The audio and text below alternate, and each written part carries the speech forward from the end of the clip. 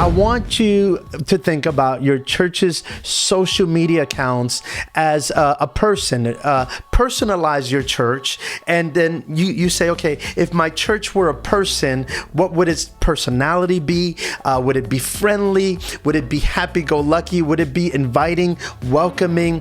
Would it be approachable?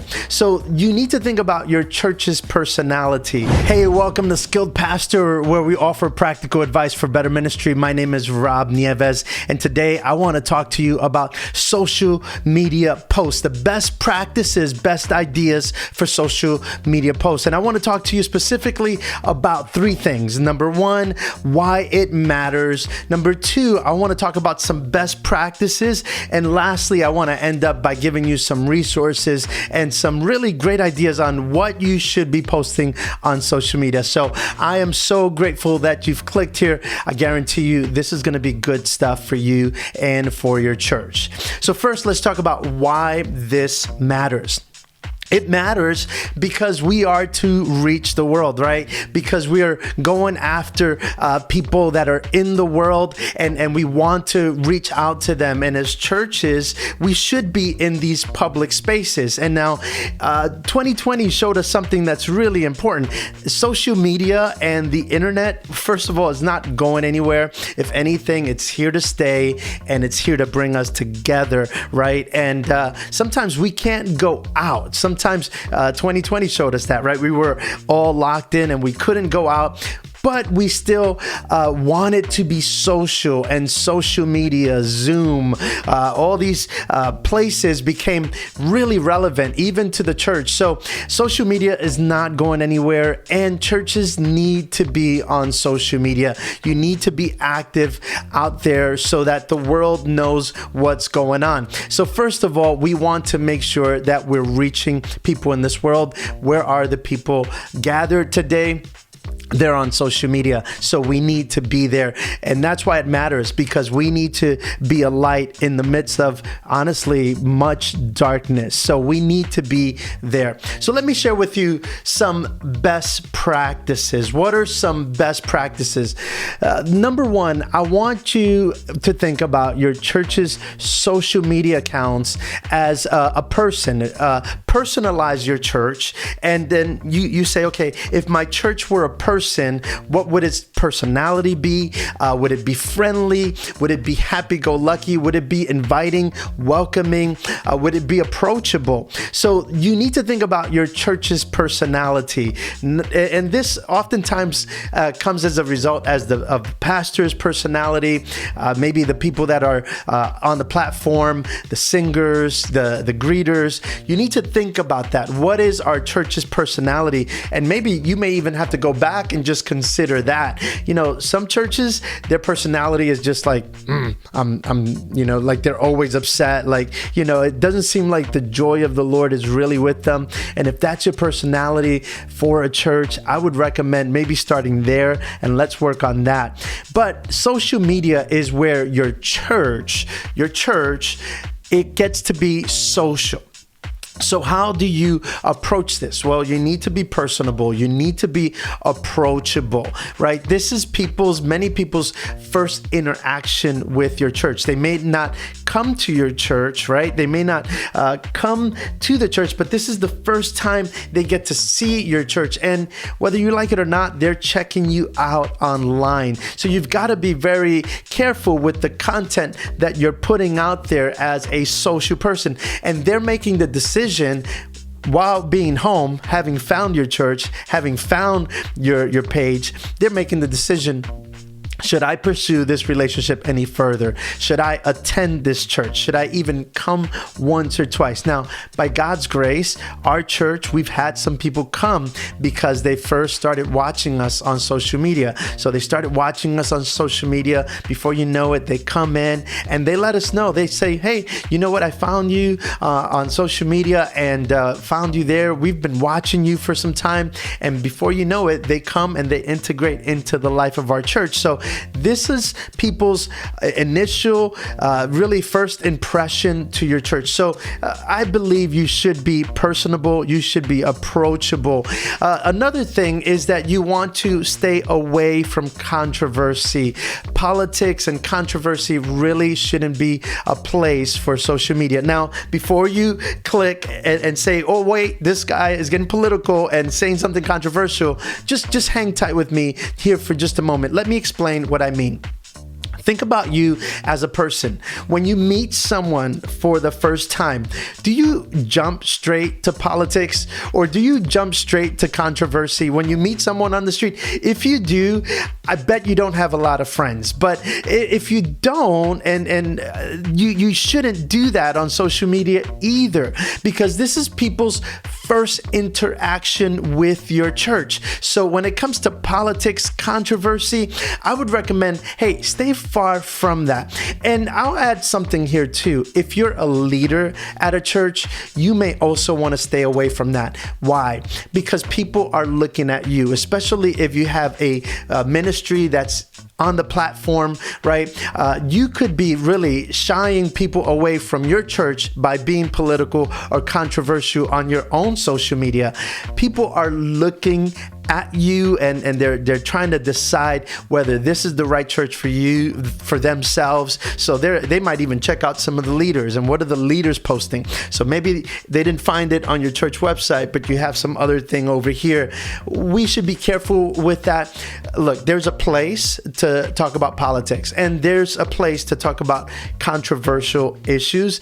I don't think that social media is the best place, because social media is the place where people are looking to you and they want to see what you're all about. Now, if you deal with something that is controversial, be sure to deal with it in a way that is filled with grace and truth, like Jesus. Just be graceful about it and be open, right? So just be careful with that. I would recommend leave it alone, again, because when we meet someone for the first time, we're not directly jumping to politics and controversy.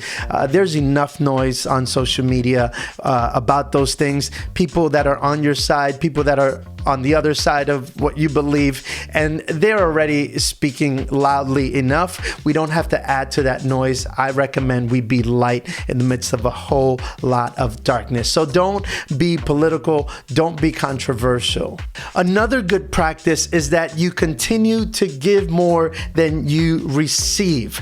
Now, Jesus said it is better to give than to receive, and this could not be truer on social media. And here's why. On social media, people are going to social media to receive. That's just it. They are going for some downtime. They're going to maybe find something funny, maybe find something inspirational, but they're going to receive. No one is going on social media looking for an opportunity to give. They're looking to receive. So it is in the best interest of your church to give,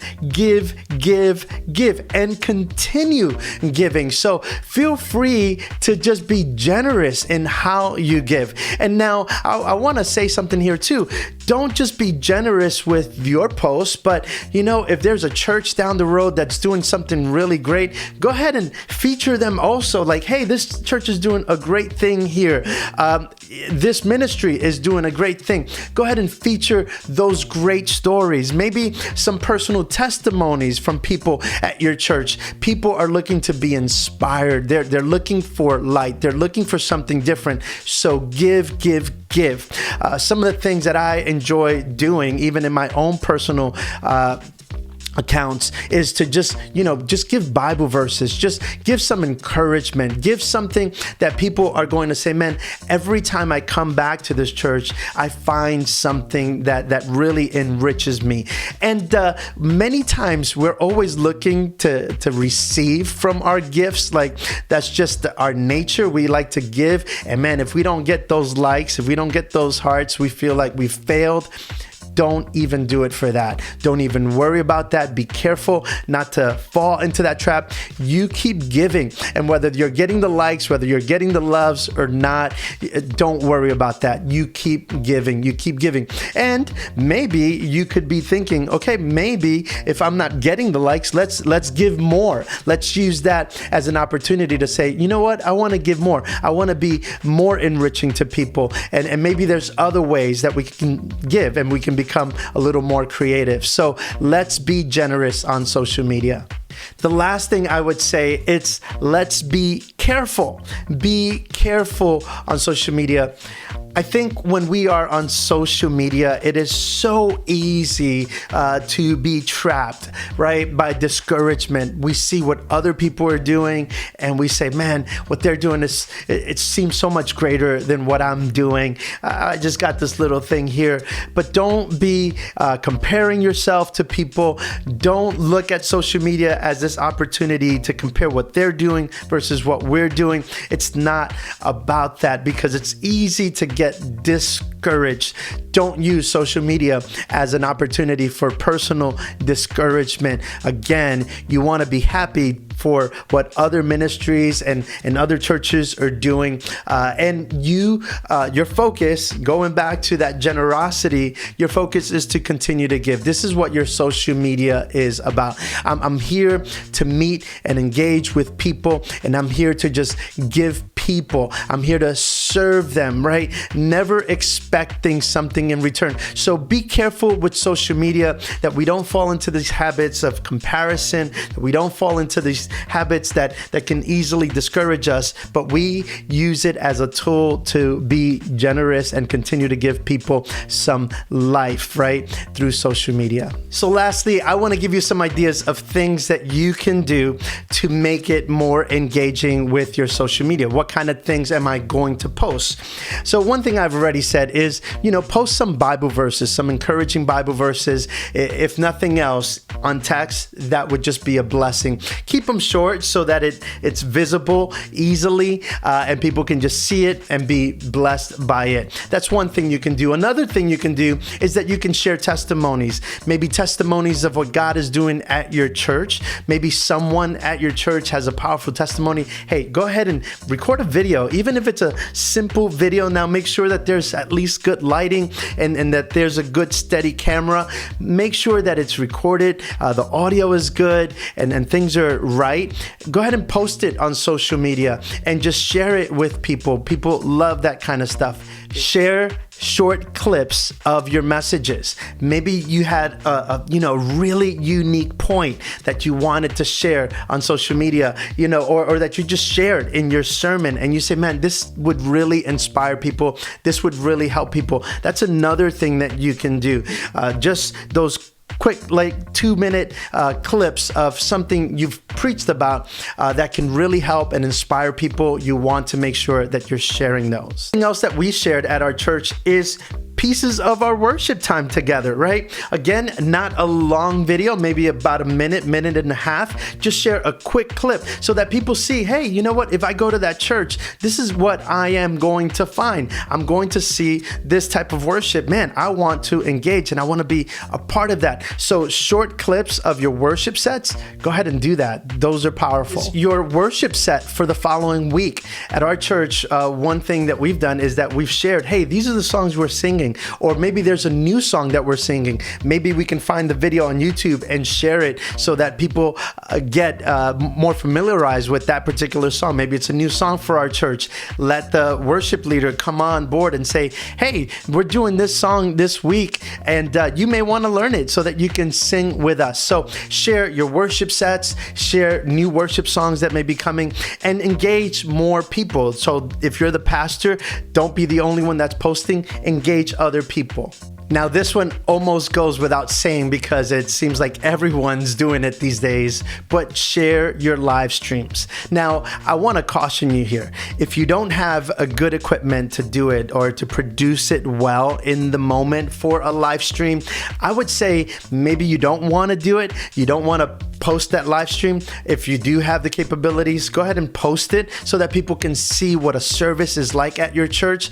If you can record it and edit it so that it's better produced, then do that. That might be a better strategy. And if you can't do neither of those, at the very least, hey, pictures of this Sunday. This is what we did this Sunday. A nice photo of this past Sunday service. Those may be good things, but live streaming is something that you also want to share with your audience on social media. And I'd recommend that you have a host, that while your service is going on, you're not just letting it be there, but that you have someone on the back end that says hello to the people, says, hey, welcome to church today.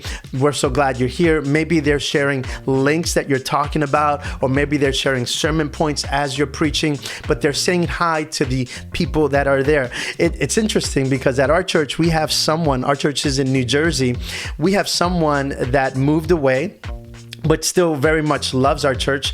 She is in Arizona, and she actually is our host. This is amazing. She's our host for our online campus. Obviously, she doesn't come to our church because she's nowhere near our church. She can't make it on Sunday mornings, but she can join online, and she's agreed to say, hey, I'll be the host, and I'll be there every week. And she's the one that's greeting everybody, and we're so excited about that. So have someone that may not be able, maybe someone that's homebound that may not be able to attend the church, be a host. Or in the past, we've even had someone at our church be the host and be there engaging with the audience. Last but not least, and there's a good reason why I left this for last. It's because unfortunately, this is what people think about first, but it goes against what we spoke about with the giving aspect of it all. Promote your events and promote your ministries, but don't do it until the very last thing. Like, you give.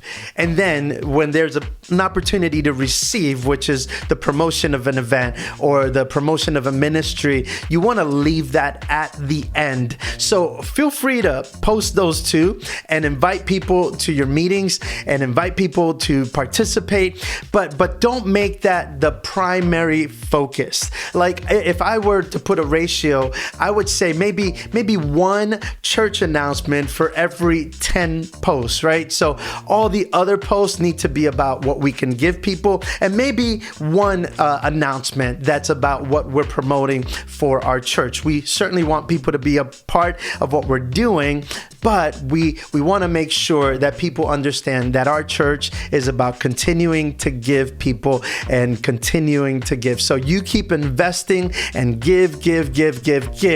At the very end, when it's time for you to receive, you see how people will be more apt to engage and say, yeah, you know what? I want to be a part of what they're doing. Why? They've enriched me so much. I hope you've enjoyed this video. Hey, there's going to be more videos coming for you, so be sure to subscribe and like this video. And also, hey, if you have some ideas, and I'm sure you do, maybe I missed something that you think is a great thing that we can post, go ahead and post it in the comments below. I'd love to hear what your ideas are. Maybe we can share it in some other videos, but go ahead and post those below. Give it a thumbs up. Let us know that you like it. This is also good for other churches to be able, and other ministries to be able to find our content. So if you think this was helpful, and if you think it might help someone else, go ahead, give it a thumbs up and subscribe to this channel. And I've got some more videos here for you. Feel free to go ahead and watch them. And I hope that they're helpful. If they are, please let us know. We'd love to hear from you. So thank you so much for watching, and we'll see you in the next video.